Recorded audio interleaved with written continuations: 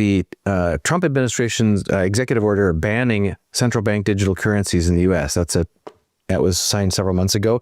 And then the Genius Act was signed more recently. And you look in the fine print of both of those, and you'll find the crypto-backed stable coin, the idea electronic, backed by the dollar, and by the dollar only by the Treasury, so creating synthetic demand for the Treasury and captive market. But basically having all of the distasteful or toxic characteristics that people were worried about from CBDCs, such as being able to monitor and track every single transaction that you do, being able to identify you and filter you and block you or lock you out if you don't play by the rules, and being unable to withdraw any funds, as we now can, still with cash, and do things, have something outside the system, such as gold and silver or cash. So that's the first thing. Is any updates from you on this, the progression, the unveiling that we keep seeing a little bit more of the truth come out about what this whole stablecoin act is actually, who it's working for and who it's working against, before we ask about perhaps the implications on gold and silver from there?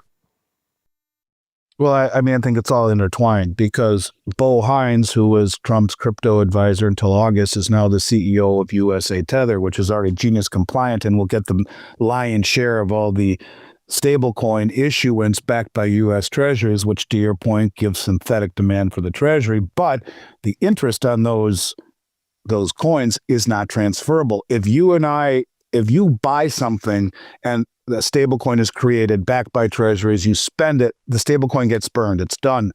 But the interest that was generated on the Treasury is not transferable to the holder of the stablecoin. It has to be kept by Tether, who then is buying gold. They have almost $13 billion in gold. They were just at the Beaver Creek Mining Summit. So there's a lot to say about the stablecoin in terms of the ultimate benefit to the gold holder, which devalues the dollar, which we've talked about. That's what they want. The debasement trade. You haven't seen mainstream talk about the debasement trade. Makes paying off your debt easier. And we've talked about how they could develop a roadmap to bring back manufacturing. That is a key part of it. The continuation synthetically of demand for the Treasury market, which has lost demand and is continuing to lose demand, but that synthetic demand will then be used to take the revenue from it, drive from it, not give it back to us who hold the stable coins, but buy gold with it. And I wouldn't be surprised if there was a wink, wink, nod, nod between Trump and Tether. You're going to give us that metal. You're going to sign a contract discreetly, maybe even through this exchange stabilization fund, and you're going to sell it to us at some point. Maybe. But anyways, I digress. When you talk about what it could have in store for you, yeah, they have AML, KYC, and KYT compliant technology built into the software. Know your client, KYC, AML, anti-money laundering, KYT, know your transaction. They will know who you are, where your money came from, and what you're buying. And you're right, it is a central bank digital currency masquerading as a stablecoin. The big difference is that instead of, it's the CB, there's no central bank. These are independent third-party companies. But isn't it interesting that Trump's crypto czar is now the CEO of this new division that is going to issue the USA Tether tokens? Interesting how that plays out. It's just as interesting as Goldman Sachs saying if the Fed loses independence and the market gets whiff of it, gold will go to the moon. Well, who just took the vacated spot? Stephen Mirren, the head or the gentleman who wrote the Mar-a-Lago Accord, Trump's advisor. These things are not by mistake or by accident, they're by design. And so, to your point, yes, it will have, I believe, all of the characteristics of a central bank digital currency only issued by a third-party entity, that the feds will control the on-ramp and the off-ramp. And so it's the same thing in essence. And I think people should be concerned about it for sure, but it is here and it is going to happen. It is the only way that they will achieve, I think, what they're trying to do through devaluation of the dollar and keeping interest rates low synthetically on both cases. And that devaluation of the dollar will be through the continued increasing purchases of gold and silver with the proceeds behind those stablecoins that are backed by treasuries. The interest on those treasuries not transferable. It's a huge deal. But to the average person, yeah, I think you are just as surveilled as if it were a central bank digital currency for sure, 100%. The other aspect of that is not being able to opt out, not being able to go up to the bank when there's mass adoption of this by the public who think, oh, gee, it sounds great. It's all about safety and security and keeping the bad guys. And quick, because remember, like if you were to go buy a new Lexus at the Lexus dealership and they're like, okay, well, we can't take a check from you, Dunnigan. I'm sure you're an honest guy. We need a wire. Okay, I'll be right back. I'll run to Wells Fargo. Well, now you can just go, boom, just like Zelle. It's in your account. Thank you. Let's go. Can I have my car? It's expediency also, and it's, convenience. That's what they'll tell you. It's far more convenient. One last point. Sorry to interrupt you. There was a poll taken I read, and I read it with great disdain, that 60+% of Gen Zers say cash is cringe. No one takes cash. It's cringe, whatever the hell cringe means. But I'll tell you that we are moving to in that vicinity, that cashless society that we talk about, that always people laughed at. Yeah, that'll never happen. It is happening ever so slowly. And this will be another example of it. So you're right. I don't think there will be any opt-outing, and cash will be something that will go ultimately the way of the dodo bird, and it will just be gone, but not there yet. What about any implications of the centralized control? So this is masquerading as a non-government program because it's going to be these stable coins are going to be offered by private companies or public companies. But however, they're going to all be following all these rules and enforcement and screening and every transaction and everything, every move you make, and whether you have access or not, whether it's withdrawn, if you say and do the wrong thing, associate with the wrong person. We've heard that before. What about the fact that all the people who are participating in this, if there's mass adoption, it sounds like that's the way that things are going, don't have a way of withdrawing something that they can actually hold in their hand. And as you say, there's no opting out.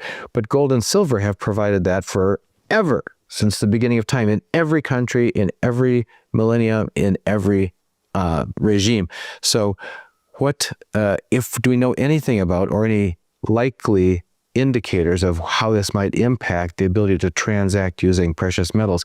As you were well connected with the people who were talking in, for example, Florida, about their electronic metals transacting rules that they just put in place, that seems to be a wave that's happening across multiple states right now.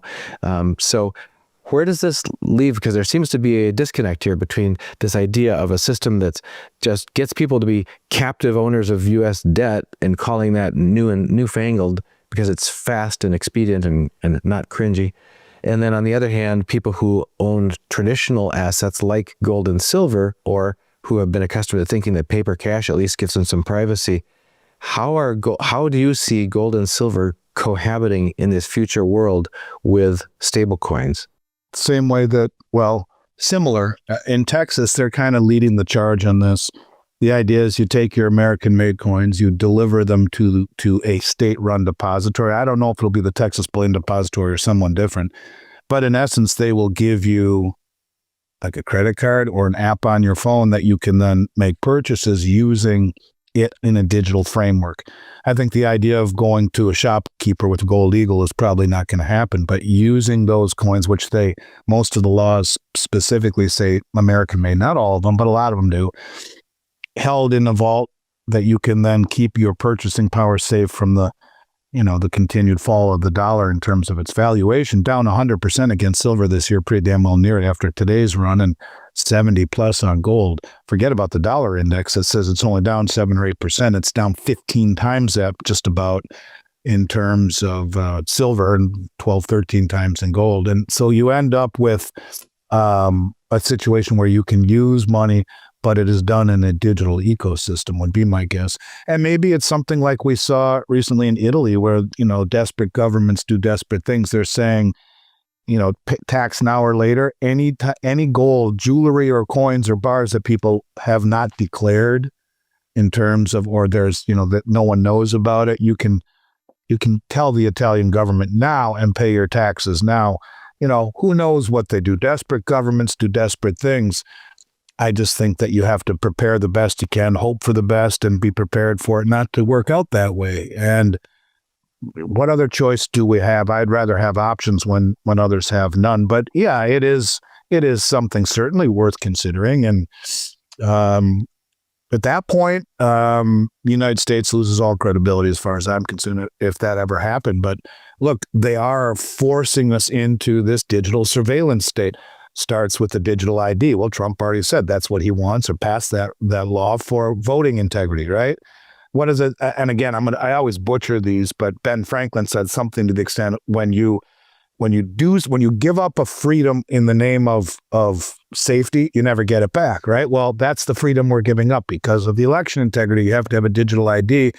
That's the foray into the surveillance state. The next is the money. No, it's not a central bank digital currency. It's run by third-party entities. Oh, well, then we're safe, right? And you can see how we are quietly dropping the frog into the pot of lukewarm water and slowly turning up the heat. What it appears to me is that is where we are going, and you do the best you can to stay out of it. And everything that you're doing is legal. You got that on your side, and you hope for the best. It's a very small percentage of people that will have that ability. Maybe it's not worth it to rattle the bushes because most people wouldn't know a gold coin if it fell on their big toe.